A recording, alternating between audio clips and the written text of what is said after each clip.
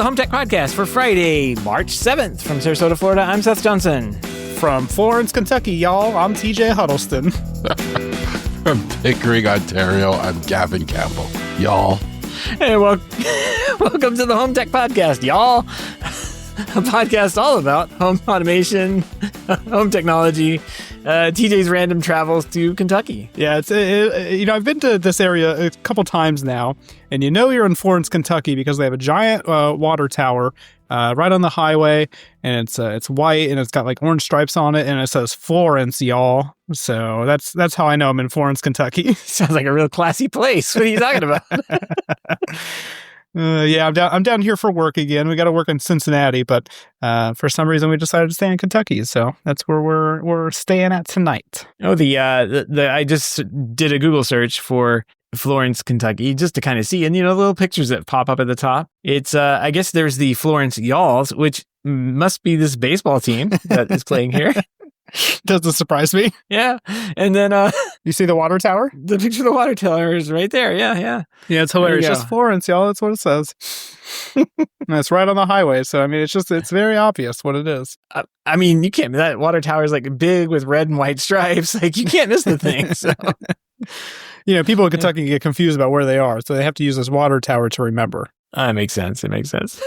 If you live in Kentucky, I'm sorry. Yeah. I think the Apollo guys live in Kentucky, don't they? Yeah, I think they do. There are parts of Kentucky I really like. We went to it's just parts the south. Yeah, well, I mean, I've only been to parts, I guess, but we went to like this. There's a southern. What was the park name? There was a park that we went to not too long ago. That was like really nice. Had like a waterfall in it. Cumberland Falls, I think, is what it was. Oh, it's yeah. Like on the south side of Kentucky. Beautiful up there. You could do some hiking, go see the falls, and just one of the nicest state parks I ever stayed in. Like it was really nice. And from there you can drive up. It wasn't too far to go to the original KFC. Of course, you got to stop there when you're in Kentucky, and then up to where they do the horse racing things. We just happened to like go on a day they were doing one of the horse races, and we went to it, and we were like, why are people so excited about this? They're really getting excited. And then we finally figured out how you do the bets. And they're like, oh, that's why they're excited. And so for the last bet, like we went and we bet on like, you could bet on a horse like 1, 2, or 3 or whatever is going to finish in the race. And if you get that, you win a lot of money, a lot more. Like could have paid for the trip. And I think we were so close. It was like of course, this is how it always is. Our 3 horses were like in the order they should have been, going to cross the line, and then it all just fell apart right at the last time. Could have paid for the entire vacation, but no, well, too bad. Oof. What are you going to do? Well, I'm definitely not doing horse races. I can tell you that. No horse races for me this trip. Yeah, you're probably going to actually do some work. Unfortunately. It's supposed to be cold, too. It's like 35 to 50 degrees tomorrow, so it's going to be a wide range of temperatures for me. Just layer up. Mm-hmm. Just strip them off casually as the day goes on. Yeah, next week, I'll be traveling. I'll be in LA for the week. So I don't think we're going to do a show. Ooh, LA. Wow. Yeah. I didn't realize you were fancy, Seth. All right. I'm going out there for some work, and I've only been to LA when it's pouring down rain. And guess what it's going to do next week? Pour down rain. So I've never seen the sunshine in there. It's like, it's pretty amazing. So better than the wildfires, though, right? Yeah, it's either going to be raining or wildfire, I guess. I don't know. It's an interesting place. That's not good. Well, so I don't think we're going to do a show just because the time difference is massive. Like it's 4 hours, I think. 3 hours. Yeah, 3 hours. All right. Wow, how does Gavin know that? He lives in Canada. Oh, I had girls on that site at one point. But that was a different time. I doubt that. Yeah. Well, I think by the time I get done with what I have to do, it's going to be like past TJ's bedtime. No, 100%. So that's going to be like 9 o'clock on his time. He's like, I'm ready for the show. It's midnight. Let's get it started. Yeah. So TJ goes to bed early. We know. Oh, man, I do. Basically 80 years old at this point. Now, if I was 80, I think I'd be staying up all night. Never mind. I'm like 50 years old at this point. Hey, wait. Yeah. You've been bashing 50-year-olds all since we got on this call today. Like, I have something to throw at you, but I can't say it on the show. Wait, save it for the end. Yeah, it could be the pick of the week because honestly, like. All right. Well, we've got a pretty big show this week. A lot of new products just came out, and so we'll talk about those. But we got a couple of HomeTech headlines. So what do you say we jump in? Let's do it. Let's do it, y'all. All right. In the no surprise to anyone ever stories here, the global TV market experienced a nearly 6% growth in Q4 2024, driven by 13% surge in OLED TV sales. OLED shipments reached 2 million units, marking a pretty significant 12% or almost 12.6% increase from the same period in 2023. North America led the OLED market with 19% growth, followed by Western Europe at 18.4%. So lots of growth there on the OLEDs. I think probably because they don't cost $30,000 anymore. It's probably a good reason, and they look gorgeous. I mean, honestly, they're beautiful. And then the other side of it is people like big screens. Did you guys know that? The screen sizes. If you wanna go to the store right now, in North America, consumers can choose between a 65-inch OLED and a 90 or 100-inch LCD at pretty much the same prices these days.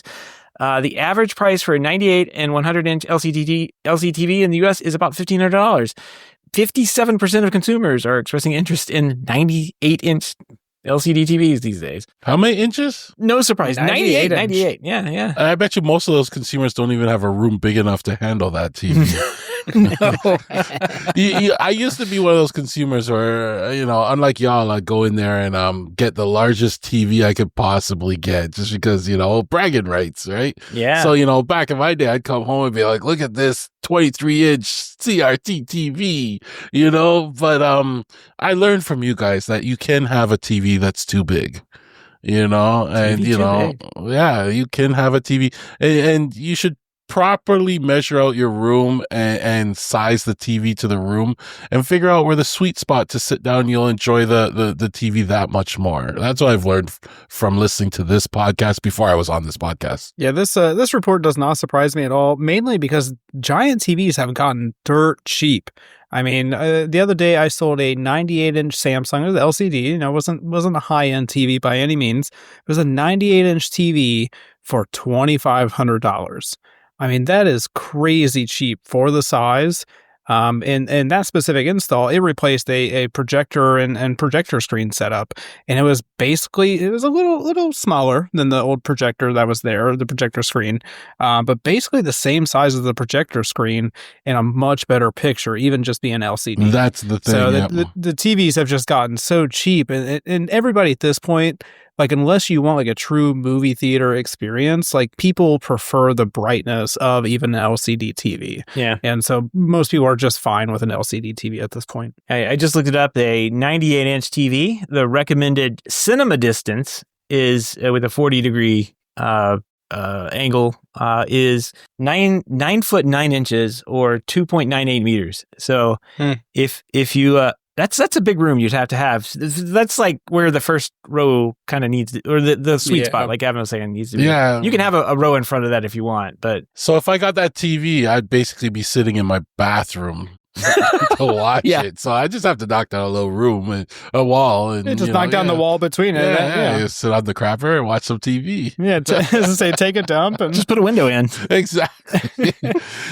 But yeah, I know we talked about this a few months ago, and I had a friend that wanted to get a projector and stuff. And you guys pointed out, like, hey, the TVs are so big and so cheap now that, you'd probably get a brighter picture and it would cost less in the long run because you don't have to buy things like the screen and a high-end projector and all these type of stuff. And the receiver and like everything else, yeah. And the one key point, even I pointed out to her, I go, the complexity of all that, having the receiver and the projector and everything, like, it gets complex to control. And when you can't figure out why sound's not coming on there, you'll just call me. So I was like, just get a big TV, and they actually agreed. If Owen's listening, he's probably cringing a little bit, but it's, it really does for the vast majority of people, a giant TV is exactly what they want because it's a lot simpler, right? Because like for me, for example, if I'm going to sell a home theater setup to somebody, like you're talking like $5,000 minimum for like a good projector. And that's not like a high end one. That's not like a really great one or anything like that. But like that's a good entry level projector that is going to work for most people. And that's already $5,000. Well, I I think we're talking apples and oranges when we talk the rooms that he's designing and Oh well, for sure. $5,000 is we've heard what Owen has in his house, so yeah. Yeah, well, it's not that, but yeah, the like $5,000 in that world is going to get you a seat cushion. Like, I don't know, like it's a different ball game for sure. And honestly, it's a different. The goals are different for those rooms. It's not watching TV. Like, it is sitting down and having like the most immersive cinema experience you could possibly have. Mm-hmm. And that's way different than having a bright TV on the wall. Now the TVs are brighter than projectors these days, which is kind of crazy. But the problem with them is like the sound, right? You can't put the speakers behind the screens. You know, you have to kind of adjust and move the speakers around, and you have this big giant glass thing you have to deal with. So yeah, there's all sorts of weird problems with that. People were talking about even using those cinema wall things, the LED screen, the micro LED screens that they have out these days, like the Samsung wall thing. And it's like, yeah, you could use that, but then like, where do you put the speakers? Speakers are the problem. And the movie to me has always been all about the audio that comes out of it. Like, that's you can get a lot out of the picture, but you know, the audio is really what gets me into the movie. So, well, another 20 years we'll go back to silent films. So everybody just care about the video. Nobody care about the audio anymore. Yeah, we'll have to. It's just because of the tariffs, so that's which aren't happening again. Like, I don't know, they're on, they're off. I can't. Nobody can make up their mind. It's starting. We just don't know what to prepare for. Like you know, one day you're mad, next minute we make up, and then you're mad again, and you guys take the liquor off the shelves, and then it's back on. I don't get it. It's like Gavin's ex-girlfriend. You never know what to expect. Yeah, you know, yeah. It was the time difference. That's why he knew so quickly. Yeah. All right. Let's move on here before you get Gavin in trouble. Let's see. Abode has launched a new app for Apple TV. It allows users to control their DIY home security systems directly from their television. The app enables users to arm and disarm their systems with live video feeds from up to 4 cameras. They can access recorded clips and manage devices through quick actions. It's kind of pretty. This is actually pretty cool. I like the idea. If you're I have I don't know if you guys know this. You probably do, but Unify has an Apple TV app. Yes, that you can load on Apple TV. Great. Yep. Yeah. I love like bringing that up. I think it even like no. The HomeKit junk I have off on the side will do the pop-up video camera when they ring the doorbell. But the Unify app, if my daughter's playing outside while the kids, like, I'll just pop that up on the TV and just kind of let that run. And if I hear something, I'll look over at the TV and I pretty much see what they're up to out there. So yeah, I like this idea. This sounds like a great thing. For anybody who has an Abode system. Well, and especially, I don't know how Abode works. I've never actually used Abode, but my issue with a lot of these DIY cameras and security systems is that for a lot of them, you're mandated basically to use the app on your phone, and there's no like web browser access or something like that. Like Ring is a good example, right? Ring is, you can use it on your phone. You can use it on your tablet, works great, but you can't pull it up through a web browser as far as I know. And that kind of limits what you can actually do with it. And so I like being able to pull stuff on the Apple TV or Roku or whatever it is, you know, for precisely the same thing you said, Seth. The cameras are a good thing. Yeah. Like if we're having like a get together at our house or something like that, we'll just throw the cameras up on there so we can see people arriving.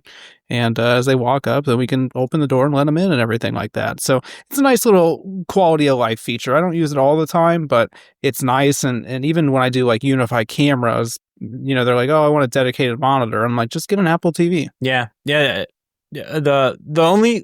think they have Unify also has a like a little the viewport. Yeah. It's, I don't know, like it's too expensive for what it is. Well, it literally looks like the AI key. It's the same body and everything. I think the AI key is a little thicker, but it looks a similar body. Wait, we might not be talking about the same thing. No, this is like a little tiny dongle thing that you plug into your TV. Unify does not have that. They have a viewport, which is a big kind of device. It's not big, I guess, but it's similar size to the AI key, though. I think you're talking about the same thing, the Protect viewport. Yeah. We must be. Yeah. I don't know. It's never been available for me to buy it. So yeah, they're hardly available. I had to buy mine from Micro Center last time. And then like I sold one like 3 or 4 months ago. and I bought it from Micro Center, and it was like manufactured in 2022. So I just don't know if I don't even know if they're making them or not, but they just never have them available on the website. Yeah. Protect viewport. That's what it is.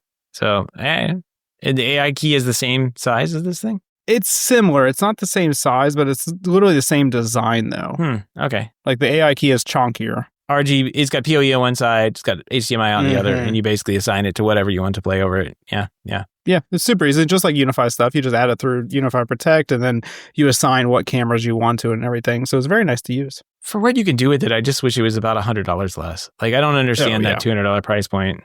But that's true. It's sold out, so who am I to talk? It's available in the Canadian store. I mean, probably because it's 269 Canadian. Yeah. All right. Well, let's move on here. We've got a new and interesting product that popped up from Switchbot. They've launched new adjustable smart roller shades, available now at prices starting from $199.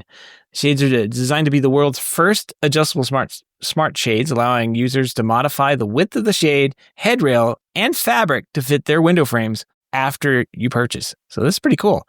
Eliminates the need for like pre-ordering with the correct measurements before you get the shades and everything. They're motorized. It can be programmed to operate like any other shade and any other Switchbot product.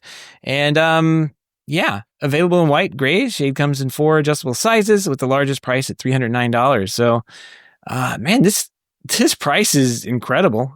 I wonder what the build on this is like, knowing Switchbot and how they are, but it's a good price. Can't complain. Switchbot hardware is built pretty good. The aesthetics are what I usually have a problem with. They very ugly, but they're ugly. But this looks like a normal shade. Like this one doesn't look too different. It looks maybe a little bigger than the average one I've seen before. But the one thing I really like is how they did the cutting of the shade. Like that was really cool. They actually give another device that goes around the end of it, and then you clamp down on it and it cuts through the blinds and then eventually cuts through the pole and you break that off. And I thought that was really cool how they eventually went with that.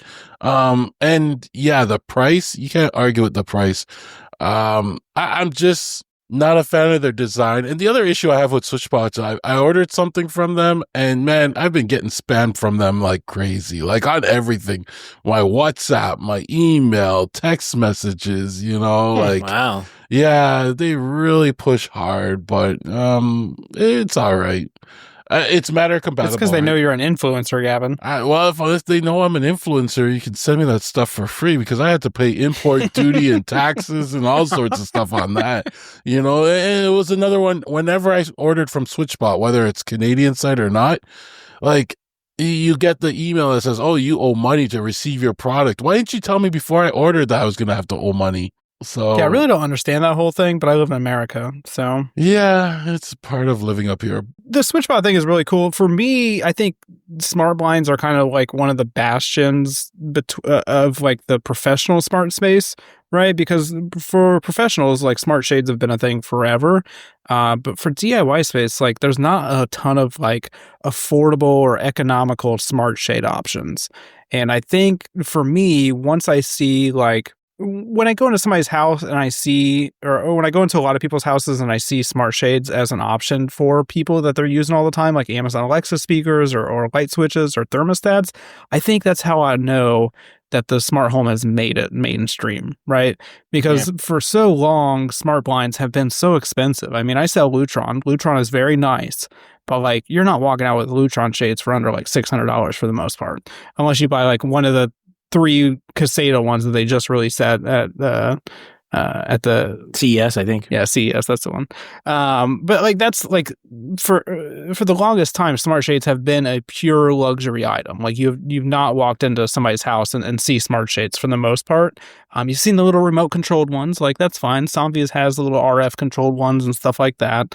But to see companies like this release some smart shades and they're actually pretty cheap, that's cool to see. And I'm not a fan of the shades that are either fully open or fully closed. I always like I like the tilts.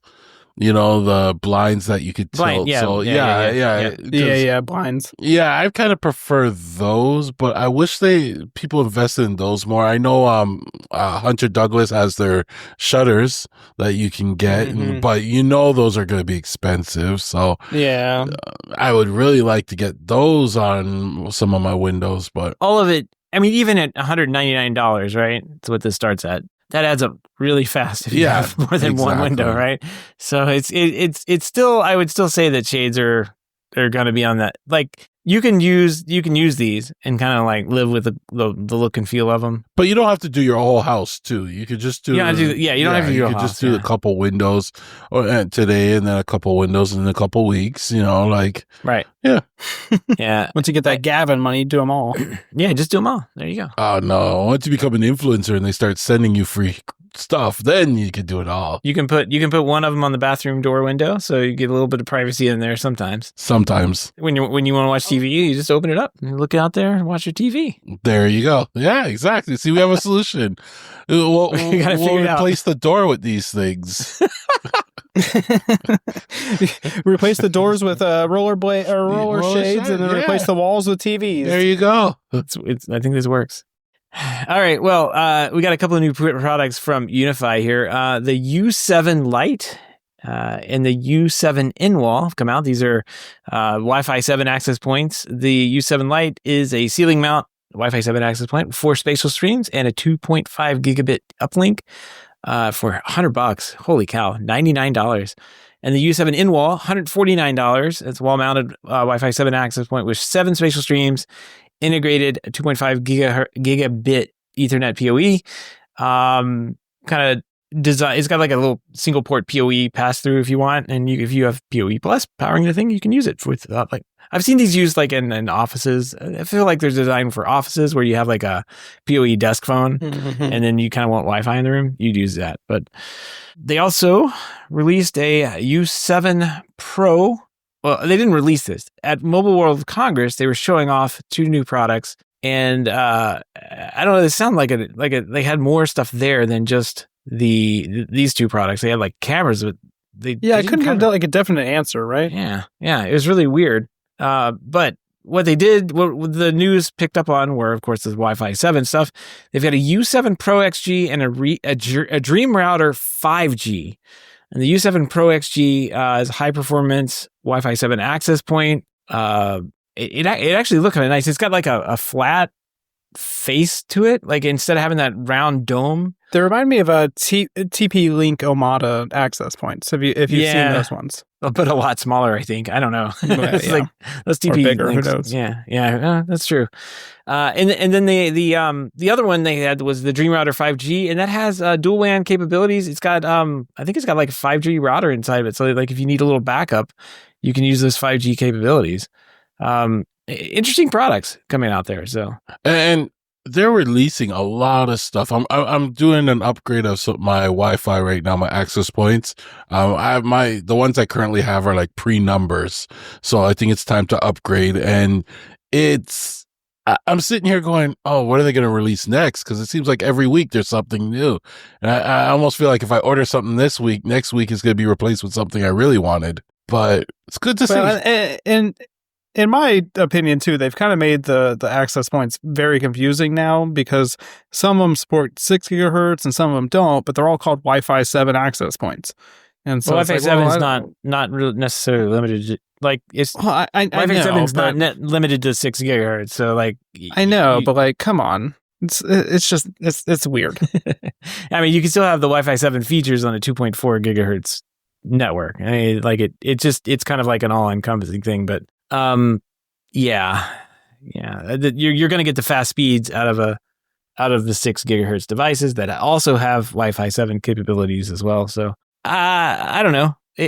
I'm not like crazy excited about Wi-Fi 7 as much as people are. Like I'm still good on Wi-Fi 6. Like it doesn't top out what I have coming in, but like for what I do day to day, like seems to be pretty good. I don't think I need to upgrade anytime I'm not soon. even on Wi-Fi. I don't even think I'm on Wi-Fi 5. I'm not even sure anymore. But yeah, it's time for me to upgrade some my access points. And that's what I like about Unify is I can update pieces of it. Like it's not a full replacement. I can pull out this access point and just replace that one. I will caution you on the technology side of Wi-Fi 6, Wi-Fi 7, you will probably not want to do that.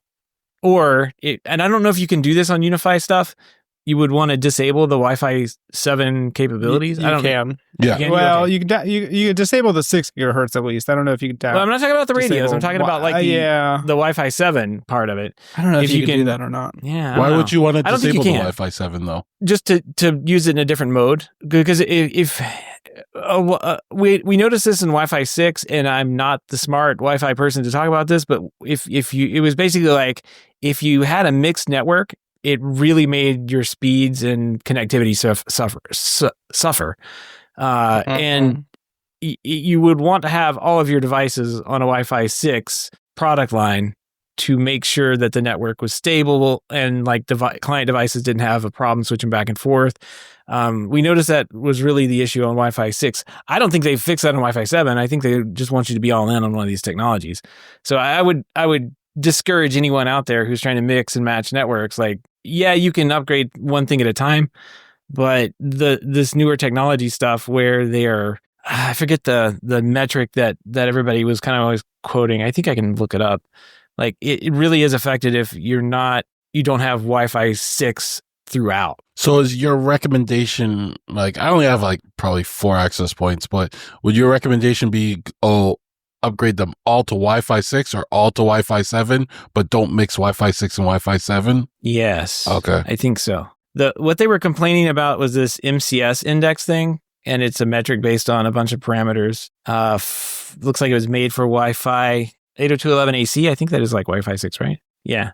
There's all sorts of stuff that goes into this, and if it gets messed up, I'll send you guys a link, and you guys can read over this. And if it makes sense to you, is it another 200-page document? Because when you send that to me about the room requirement stuff, there's a table on here that was sent to me when we were having this discussion, and it's like, I'm like, oh, it's pretty. I have no idea what any of this means, but it's pretty. And I'm a pretty technical person, but this definitely made my my eyes glaze over. And yeah, the Wireless LAN Professional site, they have, I guess, this chart that has all these QAM, like 256 QAM. These are things I've never even heard of, and evidently, like, it's a thing. So if you get these things mixed up, your signal suffers, I guess. We need an Owen for Wi-Fi networks on our channel. Yeah, we kind of do. I'm sure there's people out there that can talk to this. So if you know about Wi-Fi, hit us up. Maybe we'll have you on the show. Yeah. Yeah. You get priority if you say y'all. Wi-Fi, y'all. I'm sure there's a better explanation than what I'm giving here. In fact, I know there is, but this is kind of the things that they were showing me, and when they were talking about this. So I don't know. I would say, like, be careful on mixing up the technologies, though, especially if you have a bunch of older stuff like Wi-Fi 4. Wi-Fi 3. Okay, so next question is while we're on this Wi-Fi thing. So I kind of get that. I'm going to do upgrade and keep it the same technology. In, Gavin. Yeah. But should I go Wi-Fi 7 or Wi-Fi 6? I'm thinking of just going Wi-Fi 7 because it will future-proof me a bit longer.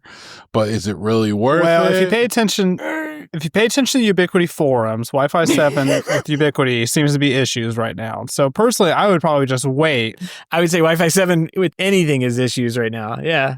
I'd probably just wait, honestly, unless you need the faster speeds, which you probably don't. I would just wait altogether.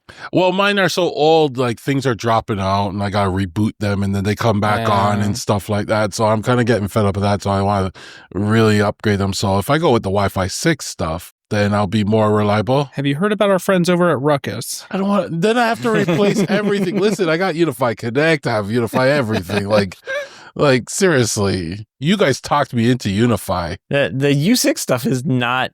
I mean, the problem with the Unify is the U6 stuff is pretty much the same price as the U7, right? Exactly. That's what I was seeing. And the U6 The U6 stuff is rock solid though, because all the IT people I know that I work for and stuff, they still use the U6s for everything. So, and it's not like I have Sonos on it, so we'll just get that out of the way. Bash Sonos a little bit, but it's not like I have my Sonos. I hardwired my Sonos now, so they've been working flawlessly. So I don't have to worry about that issue. Yeah, I don't know what to say. I'm looking at their product lineup here. It's really hard to say. Maybe I'll just post the question in the hub and see what others say. Oh yeah. I will say that the Wi-Fi 6, like TJ is saying, that's a known technology. It's out and everything. Yeah. All of the edge cases has been found. Wi-Fi 7's new, and new on Unified typically is not very good. Yes, for I'm a little while. that too. Yes. Yeah. Ask me how I know. But I would say it's also probably not good. I heard, was it his name, Federico Vittiti, talking about a Wi-Fi 7 router that he got. And when he tried to connect some gaming console or something that he had to it that said it was Wi-Fi 7, it would just flat out crash. Like as soon as it connected to the network, it would crash and reboot. And it's like, well, that's probably not right. I think there's a lot of bugs out there on this stuff right now. All right, Wi-Fi 6. Wi-Fi 6. Yeah, it's just cutting edge. Like you're going to pay for it, for a little while to be on the bleeding edge of stuff. And Wi-Fi 6 has been out for a number of years now. So it feels like gone are the days of when things were thoroughly tested before they were released. And now it's just get it out there and let everybody figure it out. Well, that's always been the land of Ubiquiti. So. Yeah. That's true. Release it. Yeah, release it and push out updates. Release the access nobody points. asked for. Show title. All right.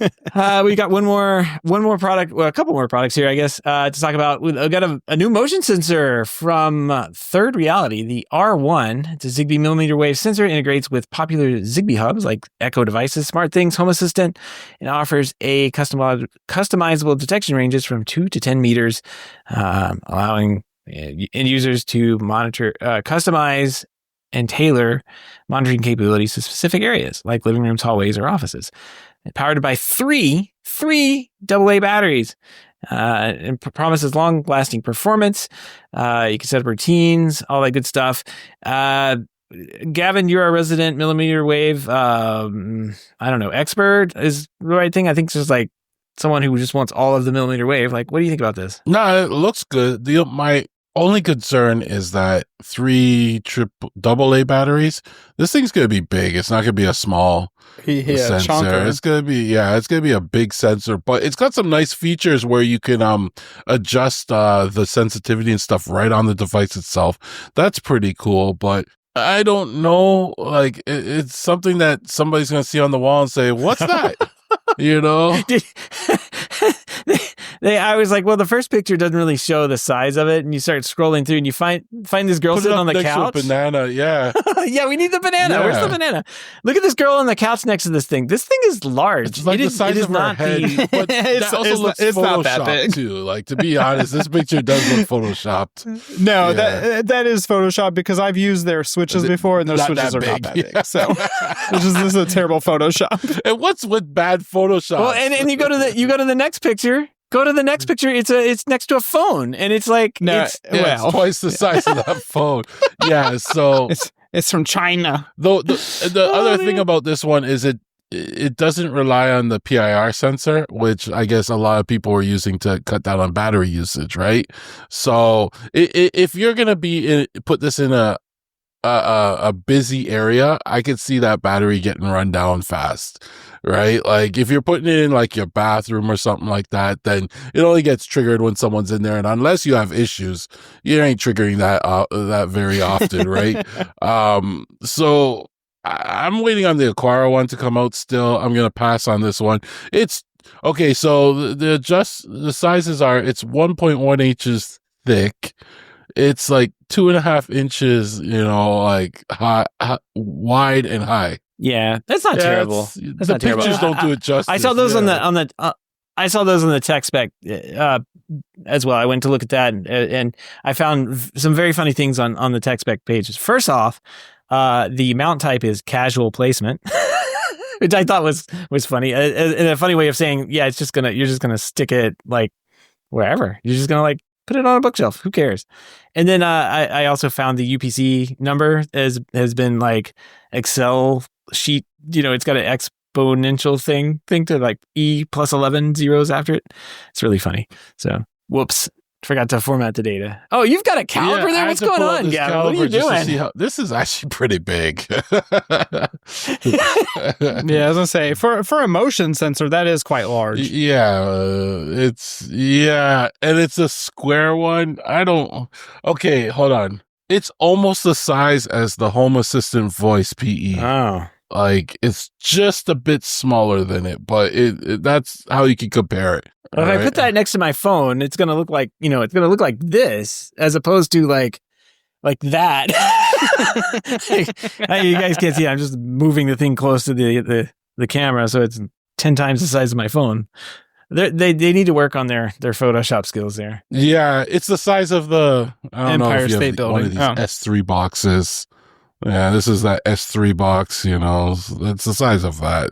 So it is pretty big. If I put this on a wall, it's noticeable. $30 delivers 1st of March. Zigbee. Looks all right, I guess. It doesn't look terrible.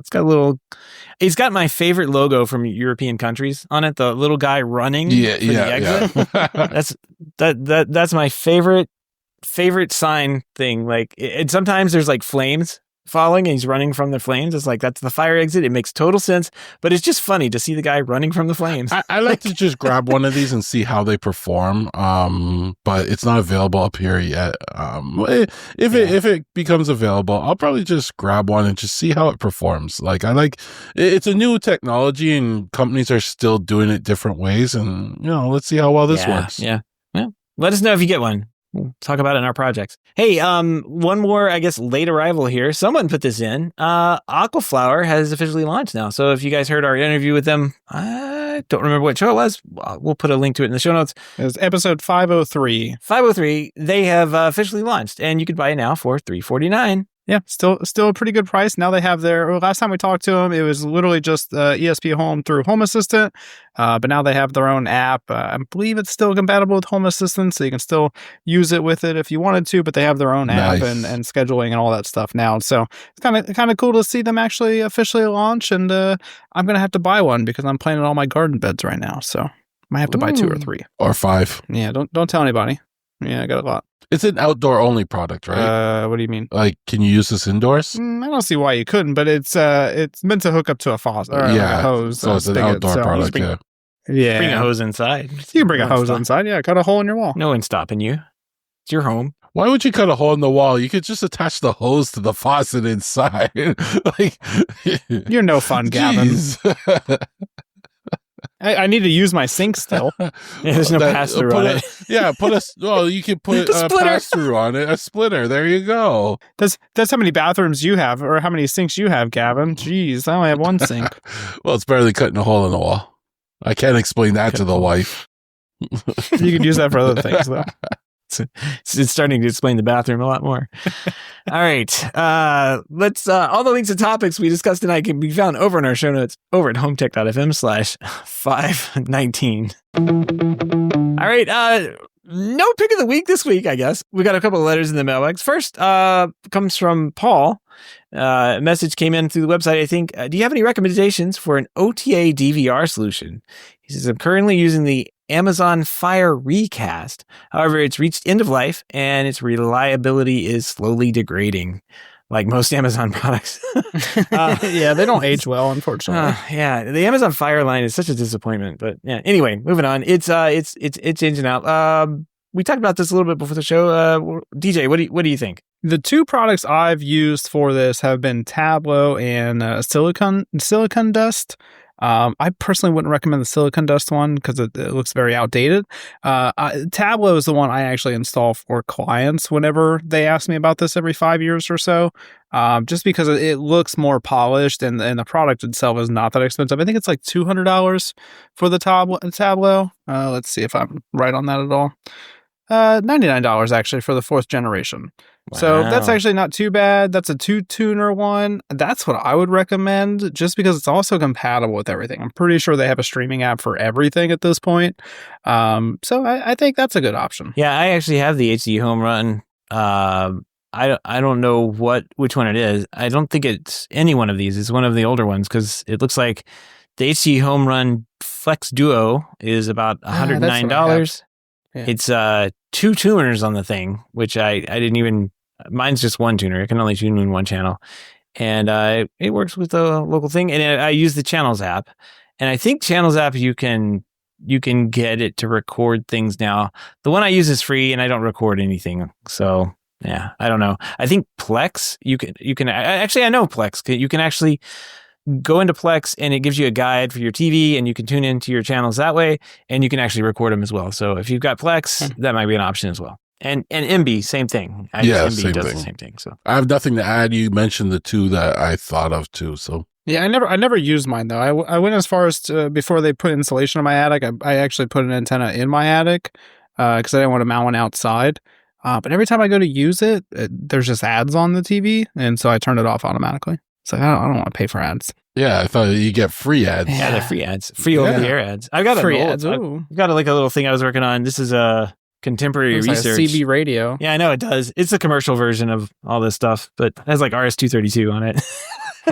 So if that tells you anything about what it is, but it's like what you would see in a broadcast rack or something like that. But it's the same idea as the Silicon Labs one. I don't know. I'd probably go with tablet at this point too. I think you still just have polished, in my opinion. Yeah. Do you have to just add a hard drive to it or something like that? Is that what I thought you had to do that in the past? That I don't remember right now. Forgot. I think they just have built-in storage with the newest version. It says it's got 50 plus hours of onboard storage. So I don't think you can expand it. You could probably do some kind of like NAS or something, I would imagine. Yeah, I remember in the past storage was probably a little more. We interviewed them like years ago. It was back when Jason was doing the show. It was a long time ago, and I think they had you could do all this stuff, but you had to add your own like USB hard drive, and then it became an NVR. So on their frequently asked questions, that's what they say. If you want to expand your storage, you can use a portable USB hard drive between 1 and 8 terabytes in size. Oh, well, there you go. So it's easy enough to expand it. You can watch a lot of Golden Girls reruns on 8 terabytes. I can tell you. Yeah, that's a good one. Yeah, all I can pick up on this thing is like one channel. Probably one of the local channels.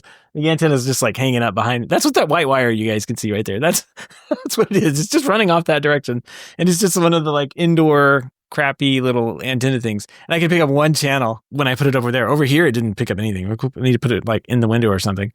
And it only has John Wayne cowboy shows on all the time, like just constantly airing. It all in black and white, and I just can stick that on and leave it on in the background and not pay any attention to it. This is a great device. Great device. Anyway, good luck to you there, Paul. Let us know what you choose. Yeah, let us know. I don't think you can go wrong with either one of those suggestions, though. All right. And if you thought we weren't going to talk about Sonos anymore, we are. Keeping that streak alive, baby. Once an episode, baby. It's all because of Alan here. So he says, so as much as I enjoy listening to the podcast, I can't stand the constant Sonos bashing. The bashing usually is because the person isn't caught up on current Sonos education. And as much as everyone thinks it's an easy DIY product, there's some things that need to get done correctly for things to work. Regarding Gavin and his Sonos, one thing no one mentioned was a hybrid system of hardwired and Wi-Fi not using Sonos Net. This can be achieved by hardwiring a device and then going into settings and turning Wi-Fi off. This turns off Sonos Net and still allows for devices to run on Wi-Fi while having the products hardwired. You can either plug in multiple devices and then turn off Wi-Fi on, but one. This will use Sonos Net, or if you turn Wi-Fi on all the devices that are hardwired and still use Wi-Fi for the devices you can't hardwire. I'm confused on that last part, but it sounds like there was a solution in here. And I swear, Gavin, I think you tried this. Yes. So we may have skipped it because you've been working on this for a while, and I think we may have skipped it. I just want to clarify it for y'all. I just want to say y'all, but I'm not Sonos bashing. Hey, I'm gonna have to add a tariff to that. Sorry, I'm not Sonos bashing. Because I am. Wait, that's TJ. And I'll let you talk, TJ. I'll let you get it to your point. But I'm not Sonos bashing because I had a working Sonos. What I was doing was this was a personal like learning experience for me. I wanted to see if I can make my Sonos better, right? And I wanted to try all these scenarios because I've read that you should do it this way, or you shouldn't do it this way, or whatever, and why not. And I never believed, like, a lot of the explanations seemed like they were outdated now and stuff. So I kind of went through this on my own to try this out. So I love Sonos. I have 9 of them. I don't bash them. I think they have issues, but it's probably something I did, or sometimes I don't think it's something I did. I think it's them, but I still highly recommend them. So in that hybrid setup now, I did try that. So I plugged in my Sonos Beam, and I did turn off the Wi-Fi on it, and everything else was just connected over the Wi-Fi. And that's what I was trying to accomplish, was getting everything on Wi-Fi. But then when I looked at the matrix, it wasn't getting rid of the Wi-Fi. It was still using that Sonos net. So one thing I found in doing all of this was that, there's so many variables to this thing. And one of the variables came into play with TJ's setup, is like the mix of new and old, right? Like, you have some of the newer stuff that doesn't even use Sonos Net. All my stuff is a lot older. So I wonder if I'm using the older stuff and it just doesn't like to play nice. But where I'm at right now, and I think it's the most ideal, but it's not easy for everybody to do, is I just hardwired everything except the surrounds in my family room, which it uses its own little network, and that's fine. But I hardwired everything, and the response time, the reliability, everything just went up. Now, the other thing that could have been affecting things was my Wi-Fi reliability too, and stuff like that. There's so many factors in this. So I went through this as a learning experience, and I came out with actually a better setup now than it was before, and I know, TJ, I'm going to let you get to this point. I really wanted to jump on this point too, but we shouldn't have to do this. Go ahead, TJ. Yeah, I mean, well, and that's the thing, right? Like, because if a company's going to sell something at like Best Buy, like, nobody needs to learn how to do this crap. And like, that's always going to be my argument, right? Is that if I can buy a product at a big box store, I should be able to just plug it in and it should just work. And it shouldn't matter what setup I have. I shouldn't have to go to settings. I shouldn't have to adjust this and that. Like, you don't do that with anything else you buy. Like a receiver. You don't do that with Ring. Yeah, I mean, there's a lot of things. Nobody buys receivers, Seth. No, but but for example, like Ring cameras, right? Like, Ring cameras, for all of their issues that they have, you don't have to do any special settings for them. You connect them to your Wi-Fi and you watch the video, and like, that's it. And like, if Ring can figure that out with video, then surely Sonos can figure that out with audio. And I understand that syncing up audio is difficult because you have to get the latency right and the syncing up and all that jazz. I understand that. But this is a consumer product at the end of the day, and I shouldn't have to learn how to do any of that. And the issue is that when you're a professional and you sell Sonos and you still have problems setting up Sonos and you still have to do it a certain way, like, that's an issue. Yeah, I think it always has been. It doesn't matter how you slice it. Like, that is an issue because it's a consumer brand at the end of the day. This is not a dealer locked in product where a professional has to come in and install it for you. This is a $200 wireless speaker that you can buy at Best Buy. Yeah. I think this kind of, like, it reminds me of the Home Assistant conversations we have, where maybe the Sonos needs like an easy switch, and it turns off all these things that could mess up the system. Maybe that's what they're trying to do. I don't know.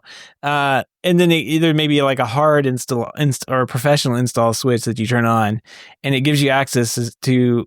Well, first of all, like I said last time, they need to redo like all of the tech support debugging stuff to where it actually makes sense. Oh yeah, well, that too. That's a garbage website, like the 1400 port thing. Yeah, they need to redo that, because I was trying to understand how to read it, and every article was outdated, right? And eventually, well, it's outdated itself. Yeah. Like, look at the web page. It's like made in 1999. They didn't update it. So, well, and it's like me when I called tech support the other day for Sonos, and they're walking me through changing the settings for Sonos Net, even though my issue isn't with Sonos Net products.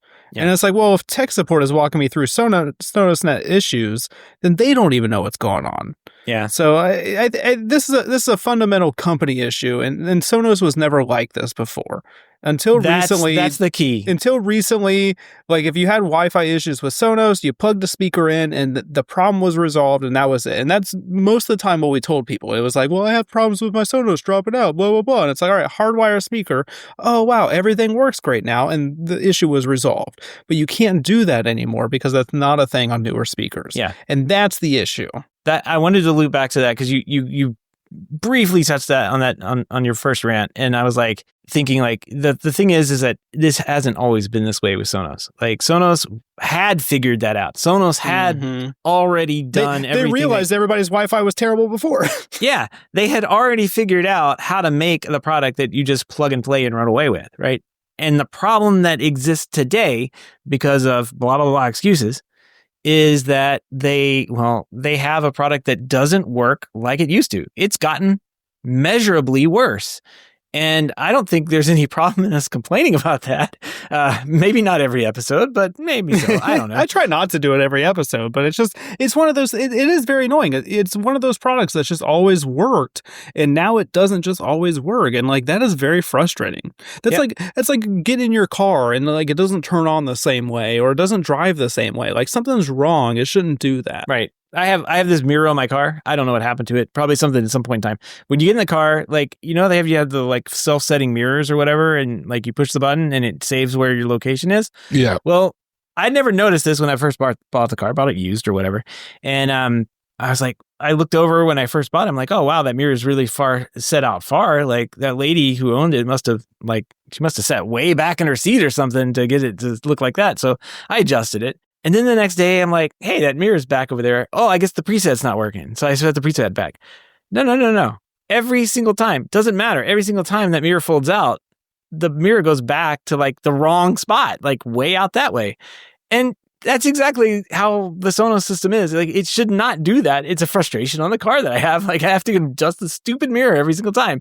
With Sonos, we literally used it today. I thought I had all the problems solved. And for whatever reason, I don't think it's my network. I think it's the Sonos system and their garbage app.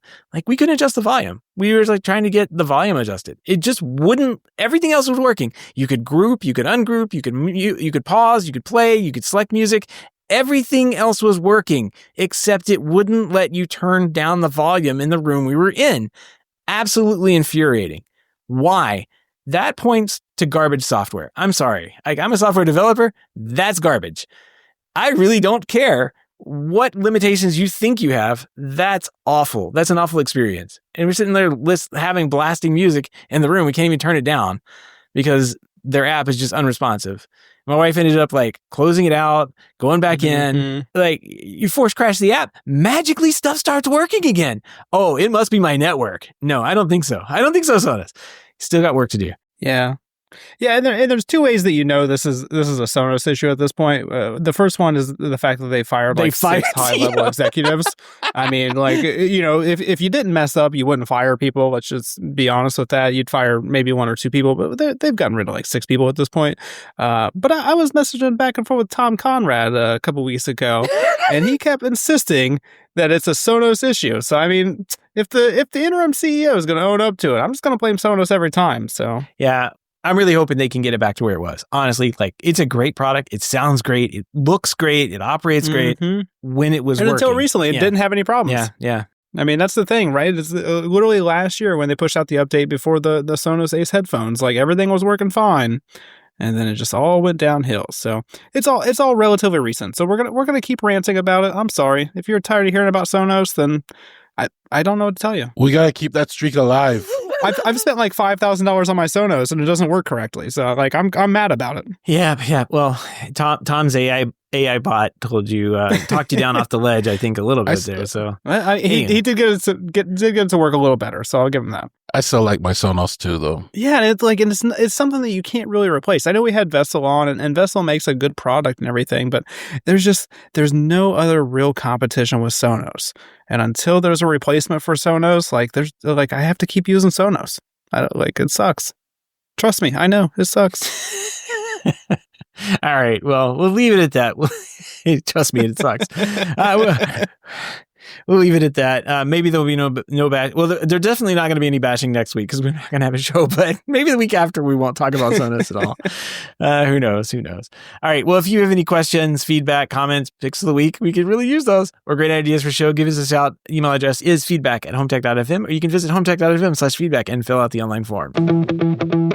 All right, project updates. Well, first we got Home Assistant updates, and Home Assistant 2024.3 has been released, and that means I need to go update my system because it's probably not updated. And Gavin, tell us about it while Seth updates. Tell us about the cards I'll be able to make. Yeah, basically you want to update your home. Make sure you update your Home Assistant. It's just easier to do it month by month and fix it, in little bits than have to do a year update and fix a whole bunch of things. But this one has they did a lot of focus on the tile cards and other things in the UI. They added a lot of nice little features to make your dashboards that much better, and it's worth the upgrade.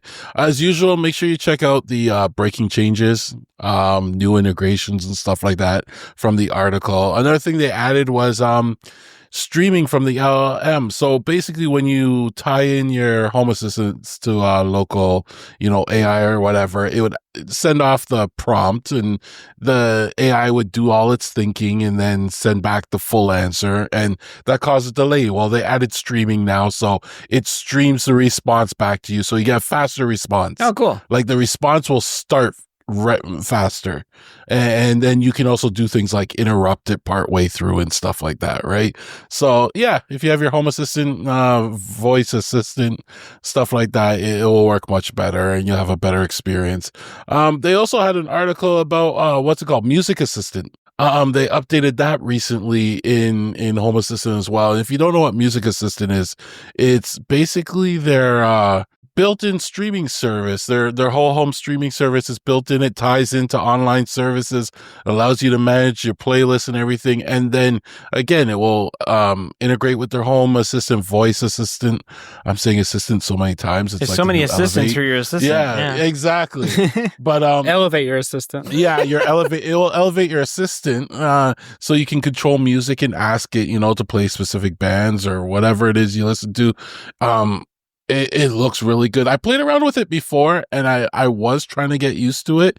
It's just, I couldn't, it wasn't an interface that I would give to the wife and tell her to use to play music. So if it looks a little better, then I may get her to use it. But it's just right now, it's so much easier. Just AirPlay whatever we're listening to on our phones to the speakers.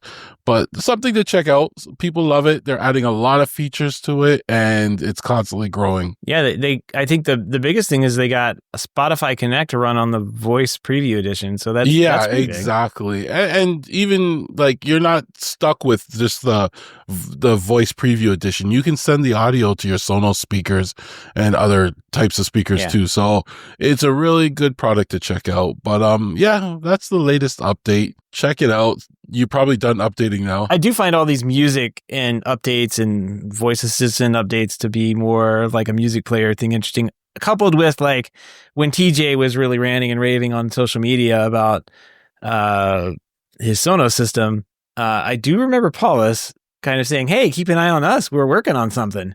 Yeah, I didn't want to say that because it was like a little rumor. There was a little like he was giving us a little like inside scoop there, but I don't know what it's going towards. I don't know where he's going towards or what he was hinting at. So maybe we'll see. Yeah, they could definitely do a lot with the little hardware and product they put together. They can definitely do a lot with it. So it'll be interesting to see if they come out with I don't think they're going to come out with anything with HDMI on it, right? That's going to like... Yeah, they're not a Sonos killer. They ain't even close to a Sonos killer yet anyway. Yeah. Well, anyway, good stuff on the Home Assistant. Did anybody do anything? I didn't do anything this week. I have some software I'm working on that I shared with you guys. I still have to wrap up my OSC driver for Control 4 and get that published, but it's out there. I was traveling for work, so I didn't really get much. I got a second AI port sent to me, so I'm playing around with that now. I'm trying to get my automate like my front door to unlock when it sees my face at the front door. I'm trying to figure that out. If I can get that to work with Home Assistant, I will see and report back next week. But yeah, not really much. Oh yeah. I hinted at this earlier. We just kind of skipped over it because we didn't write it down for the pick of the week. But like, if you are in the hub and you're a supporter of the show, you will be able to see Gavin's pick of the week there from what TJ sent to him in the box. Yeah, this is a family-friendly show, so I couldn't really mention it. I can't really. If you pay $1, give us $1 a month. That's it. Just $1 a month. You can see the gift I sent to Gavin. We can't show it on the podcast though. Sorry. It got quite the reaction. Yeah. I died laughing when I saw that. Yep. It's good stuff. Well, if you it's got something special there in the box, TJ. Just for you, Gavin. Step 1, TJ got a box. We're just going to leave it at that. And if you become a member, you can check it out in the hub. Put something in the box. TJ. It's fun. Whenever I send a package out, you never know if you're going to get a fun box or something in the box. So, Seth or Jimmy, they got shrimp boxes. Gavin got a regular box this time, but he got something in the box. So whenever I ship you something, you never know what you're going to get. Never know. Never know. All right. Well, I think that's going to wrap up the show this week. We do want to give a big thank you to everyone who supports the show, but especially those able to financially support the show through our Patreon page. If you don't know about the Patreon page, head on over to HomeTech.fm/support to learn how you can support for HomeTech for as little as $8 a month. Any pledge over $5 a month gets you a big shout out here on the show, but every single pledge gets you an invite to our private Slack chat at the hub, where you can see what TJ sent Kevin. Yeah, it's really funny. And then, if you want to help out and can support the show financially, we just appreciate a 5-star review on iTunes or positive rating in whatever podcast you listen in. That's going to wrap up the news here on HomeTech. Everybody have a great weekend, and we will see you the week after next. Till next time, y'all. Take care, y'all.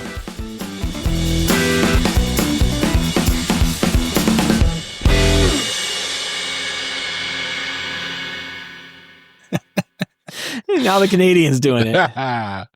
So yeah, TJ, man, CJ sent me suck a bag of candy. You put the post show, and then you can put the HomeTech after hours sound effect for the beep on it. You can put the smoke detector sound. Yeah, there you go.